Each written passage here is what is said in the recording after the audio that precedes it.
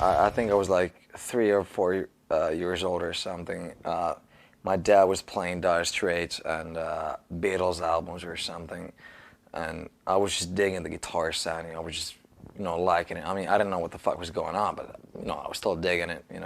And after that, when I was 7 years old, I started playing violin, and just playing classical music for about 4 or 5 years. But then, at the same time, I was getting more into rock music, more into hair metal, more into heavy metal and shit like that. Because my big sister, she was into, just bands like Poison, Motley Crue, Twisted Sister, Skid Row, Guns N' Roses and shit like that. When somebody was asking me what I wanted to be when I grew up, I think my answer was always that, I either wanted to be a rally driver or a rock star. My dad bought me my first guitar when I was 11 years old, and it's been just all about the guitar ever since.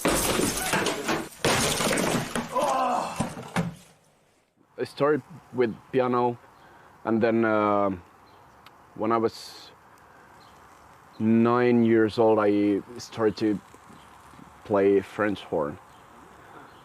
When I got older, I realized that it wasn't my instrument at all.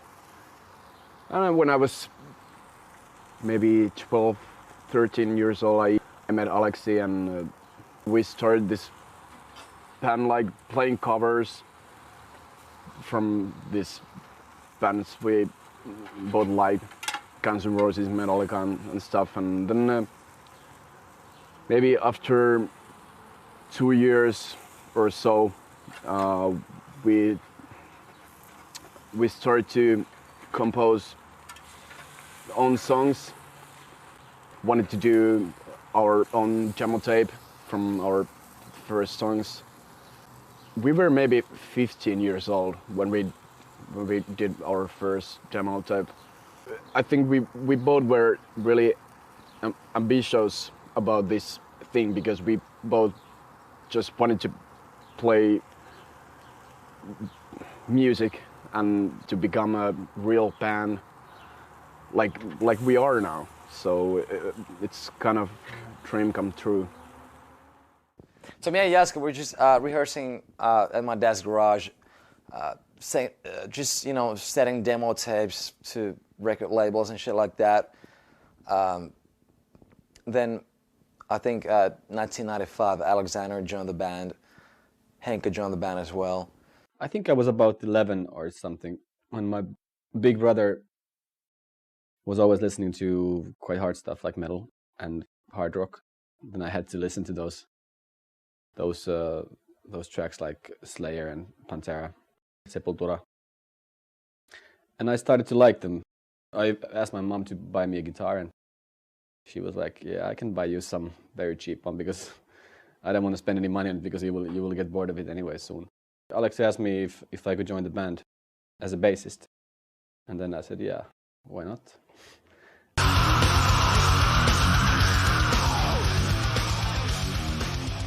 I was in the band. We did the third demo tape, and we were sending it all over the world, and we never got any reply. Everybody just rejected us, everybody, every single one, even the labels that actually nowadays actually would have wanted to us, but still, fuck it. Then we got a deal offer from some European small label, and it was a total rip-off deal. And then we went to the studio and recorded the first album for the label. And when the album was done, somebody from Spine Farm called me up, and he wanted to sign Children of Bodom to Spine Farm, right? I told the guy that, we're actually fucking signed to another label. So, and then the guy told me that, what you're gonna have to do is that, you could change your name, just tell the guy that you just fucking quit the band, and that's it. And then kind of start another band called Children of Bodom, who accidentally is coming up with a new album called Something Wild, and that's it. Our previous keyboard player, he was kind of a flake, so I actually had to kick him out. which was a bummer because he was a friend of mine. But anyway, I had to fucking do it, right? So we had 2 fucking weeks to come up with a new keyboard player. And then, Jaska was going to the same school with Janne. And then Jaska asked him, I got a text message from Jaska that if I wanted to try and play a little bit heavy metal. I'm like, sure, I will try. Because at the time, Janne was into jazz and stuff like that, He wasn't really into playing metal or anything, But then he sent me back, no, well, we're still gonna try with our current keyboard player. I'm like, okay, whatever, guys. A few weeks later, he was like, hey, could you come and jam with us or whatever? Try it out.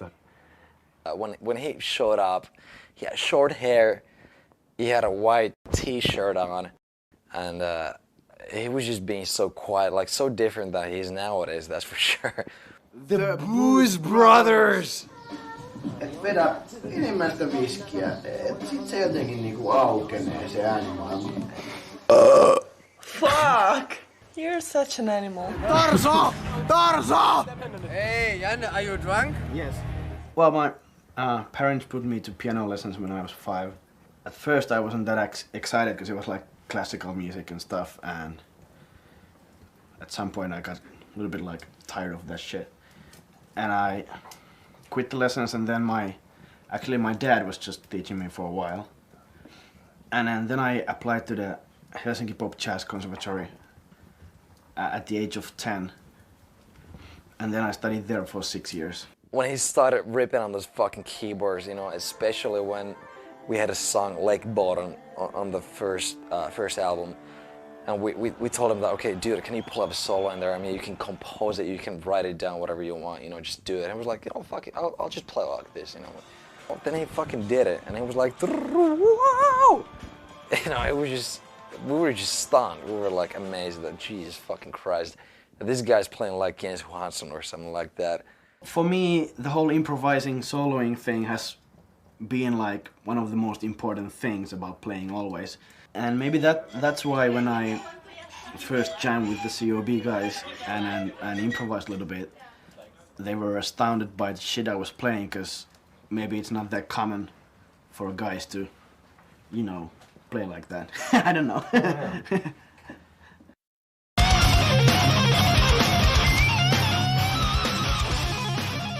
Yeah, I was 17 when we went to the studio, I guess, or was I even 16?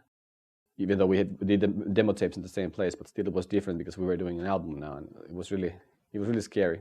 But yeah, it turned out well, and when the album was done, but we had no expectations with the sales or anything. We were actually really afraid of how people would react for this kind of music, because it was so weird mix of black metal and classical and this kind of like a guitar solo Yngwie Malmsteen thing. So then it almost hit the charts in the top 40 in Finland, and that was quite unbelievable. I think it went to number 44 or something.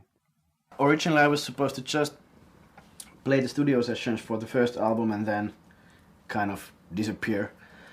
But so happened that, first gigs started coming, and, the COB guys were asking if you could you come and play these gigs as well? I was like, sure. And, things just started moving on, and before we realized I was stuck with these motherfuckers, so it's like... When we had our, first finished tour, which was about 3 gigs in a row, then that's the first time when I saw the guy drunk, and that's when I knew that he's the fucking man. But by the time we were recording the second album, I felt that I was already a real member of this group.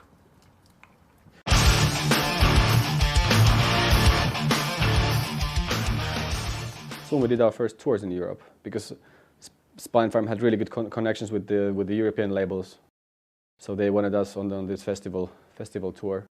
Was it with Hypocrisy, Benediction, and Covenant? That was the first tour. It was a couple of weeks, I guess, 2 or 3 weeks. When we saw the schedule that was printed for the tour, and there was like a schedule for each day, and we were looking at okay, there's a show in here. And hotel, oh yeah, that's a Nightliner. And it was always, in every town, the hotel was always Nightliner, and I was like, well, that must be some big hotel chain or something that we, some nice one. And then we realized that when we got in the bus, the bus was called Nightliner. So then we realized that we were actually spending the whole 2 or 3 weeks in the bus. And we didn't know that usually bands, when they go on the bus, the first day they pick up their own bed, and then they actually stay in the same bed the whole time. And we just thought, well, you can just crash in whichever bed, and you can change the places every night. And then the hypocrisy guys were a little pissed about it the second night when we were sleeping in somebody else's bed. It was really exciting to realize that you were actually playing in the Central Europe for a couple of hundred people every night. So it was very exciting.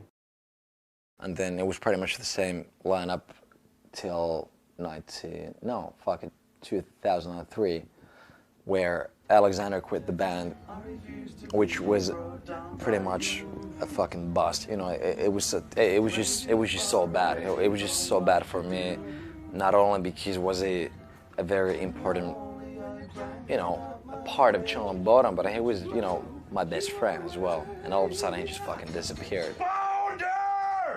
But then we kind of figured, even though we had set